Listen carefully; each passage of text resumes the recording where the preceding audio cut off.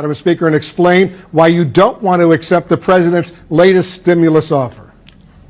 Well, because, thank you very much, Wolf. I have for over 30 years represented my constituents. Because but they really let the states go bankrupt. Excuse me for interrupting, let the states go bankrupt. Madam Speaker, but they really need the money right now, and even members of your own. I understand that, but even members of your own caucus. Even members of your own caucus, Madam Speaker, want to accept this deal. $1.8 trillion. Congressman Ro Khanna, for example. But let me just quote Ro Khanna, a man you know well. I assume you admire him. He's a Democrat. And he just said this. He said, people in need can't wait until February. $1.8 trillion is significant and more than twice the Obama stimulus. Make a deal. Put the ball in McConnell court. So what do you say to Ro Khanna?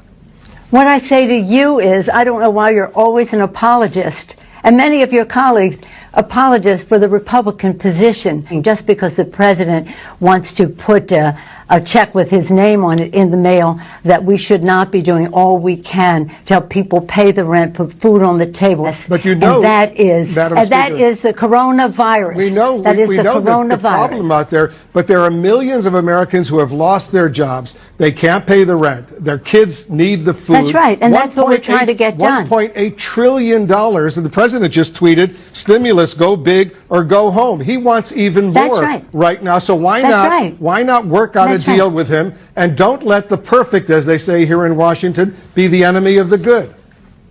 Well, I will not let the wrong be the enemy of the right. What's wrong with $1.8 trillion? Well, you know what? Do you have any idea what the difference is between the spending that they have in their bill and that we have in our bill? Yeah, you evidently do not respect the chairman of the committees who wrote these bills. I respect and all of you. I wish you would respect the knowledge that goes into getting meeting the needs of the American people. But again, you've been on JAG defending the administration all this time with no knowledge of the difference between our two bills, and I thank you for giving me the opportunity to say that to you in personally. Right. These are incredibly difficult times right now, and we'll leave it on that note. Thank you so much for joining us. We'll leave it on the note that you are not right on this, Wolf, and I hate to say that to you. But I feel confident about it, and I feel confident about my colleagues, and I feel confidence in my chairs. And it's not about me. It's about millions of Americans who can't put food on the table, who can't pay the rent, and who are we having represent trouble. them. Because we know that behind balanced budgets, new deals, and multi-point plans are people. People who are trying to do good, to get to work, to make their mark. For themselves, their families, and their communities.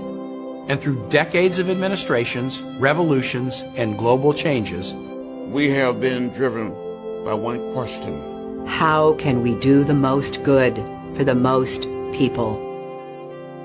Because we don't believe in simply electing someone to give us the country we want to live in. We believe in creating it.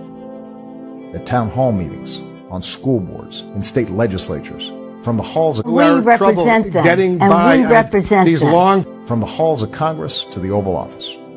We are Democrats. We are Democrats. We are Democrats. We are Democrats. Food and lines we represent that we're seeing. them. I know. We are Democrats. This is what we do. This is what we have always done. We know them. I'm just saying. We represent them, and we know them. Let's go make some more history together. As we say, know them. We represent them. Don't let the perfect be the enemy of the good, as they say. It is nowhere near perfect.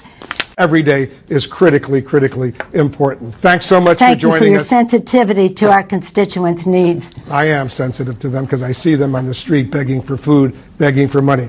Madam Speaker, thank you so much. Have you fed them? We feed them. We feed them. We'll continue this conversation down the road. I don't care. That he could open it up. What is your opinion on? Run. I don't care. That he could open it up. What is your opinion on? I don't care. That he could open it up. What is your opinion on? I don't care. That he could open it up. What is your opinion on? I don't care.